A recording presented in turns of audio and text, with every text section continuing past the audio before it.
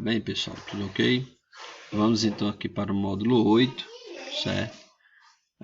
Geometria espacial. Então aqui nessa primeira parte, noções básicas de geometria de posição, temos aqui os postulados, posições relativas. Eu sugiro que vocês façam a leitura, porque não é uma parte de difícil compreensão. Uma leitura dá para vocês compreenderem aí o que esses postulados estão querendo dizer. E qualquer coisa, se houver alguma dificuldade, se vocês quiserem me perguntar no PV ou perguntar no grupo, pode ficar à vontade, tá bom? Aqui é a mesma coisa, são apenas as definições, né, de cada situação. E vamos então partir aqui de poliedros, que também, graças a Deus, não é nada tão difícil. Dá pra gente compreender legal. Poliedros serão figuras, né, espaciais formados por polígonos, galera. Então, cada poliedro, olha só, aqui tem dois exemplos de poliedros. Cada poliedro ele vai ter faces, que é essa partezinha aqui da frente, dos lados, de cima e de baixo, né? Como a gente também teremos arestas. Arestas serão essas retas aqui, ó. Toda retinha dessa a gente considera sendo uma aresta, tá bom? E temos também os vértices.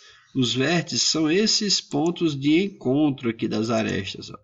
Aonde as arestas se encontram, nós chamamos de vértices, tá bom? Temos dois tipos de poliedros, que são os convexos e não convexos. A título de estudo, a gente trabalha apenas com esses daqui, ó, os convexos, tá bom? A gente não vai estudar, a gente não vai ver a situação dos não convexos. Aí em cima você pode ver dois exemplos, né, de um poliedro convexo e o poliedro não convexo. Temos aí uma lista com os principais nomes, tá bom, dos poliedros que são trabalhados. É interessante que você aprenda pelo menos esses daí, galera, porque às vezes no exercício ele não lhe dá o desenho, ele diz só o nome, ó. Tem um tetraedro, e aí você tem que se ligar aí, o tetraedro, como é que é essa figura? É interessante você ter a imagem dessa figura, né?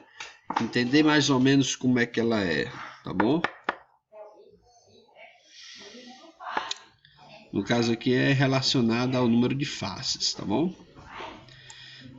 Temos a relação de Euler.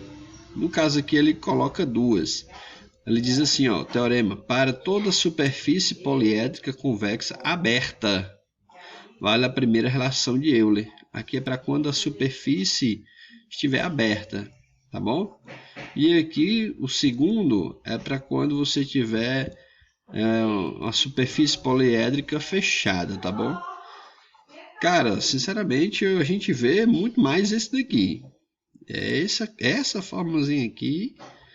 Essa aqui pode até ser que nas questões apareçam uma ou duas questões sobre isso, mas em via de regra é esse carinha aqui que vocês têm que lembrar, tá bom? Desse daqui. Propriedades.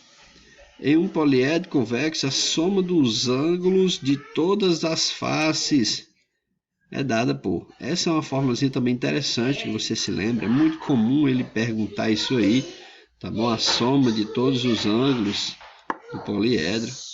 É interessante você lembrar desse carinha aí. Tenho certeza que tem exercícios que vai pedir isso aí, viu? Temos aqui os poliedros regulares ou poliedros de Platão. Papai, o que é isso aqui? É o livrinho. Ó, em via de regra, galerinha, quando a gente está estudando, normalmente são os poliedros regulares, ou seja, esses carinhas aqui. Quando a gente está estudando, né, a gente estuda muito sobre eles. Esses 5 aqui de Platão, eles podem surgir, tá bom? Ou então, quando não são eles, mas são poliedros regulares, tá bom? Poliedros regulares é que eles têm lados, arestas de mesmo tamanho, tá bom? Ângulos das arestas são os mesmos. Tem algumas características que compõem poliedros regulares. Lembrando, galera, que aquela relação de Euler se encaixa, né, muito bem nesses carinhas aqui. É muito comum a situação dele lhe dar aí número de faces, de vértices, pedir para que você calcule o número de arestas, aí através daquela relação você faz, ou mesmo que ele não lhe dê essas informações, mas ele lhe dê argumentos, ele lhe dê propriedades para que você possa ir moldando e descobrindo esses valores. Aquela formulazinha de Euler ali é muito utilizada, tá bom? Aqui nós temos os prismas.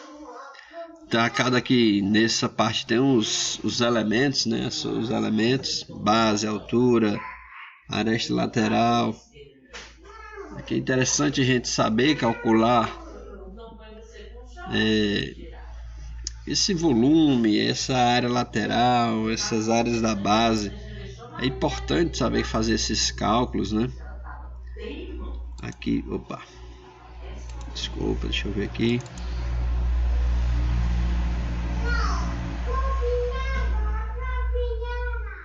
Que ele faz a seguinte observação, né? A classificação dos prismas, ele pode ser reto, oblíquo e regular. Reto é quando ele for assim, ó, tá bom? Quando as suas arestas formam ângulos de 90 graus com a base. Oblíquo é como nessa situaçãozinha aqui, ó, ele é um pouquinho inclinado, tá bom?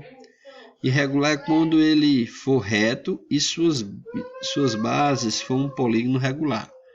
Ele tem que ser reto e a sua base, tanto a de cima como a de baixo, tem que ser um polígono regular para que ele seja considerado um prisma regular, tá bom? Deixa eu ver o que mais é interessante a gente ver aqui. Temos paralelepípedo. Essas relaçõezinhas aqui do paralelepípedo também é interessante a gente conhecer, tá bom? O volume, a multiplicação das 3 dimensões. A diagonal, já vi muita questão, galerinha, muita questão que pede para que você calcule essa diagonal, ó. Vai ser a raiz quadrada das suas 3 dimensões, né, somadas, sendo que todas as 3 estão elevadas ao quadrado. E essa área total, né? A gente sabe que a área de um retângulo é base vezes altura, e para cada figura dessa aqui, você tem a da frente e a de trás, são iguais, né? Por isso que fica 2 vezes A vezes B, 2 vezes A vezes C, e assim por diante, tá bom? É interessante vocês lembrarem dessas formulazinhas, tanto para o paralelepípedo, como também para o cubo hexagonal. É interessante que eu vejo muitas questões cobrar esse tipo de informação. Aí, galera, mais ou menos isso, a explanaçãozinha sobre o capítulo, né?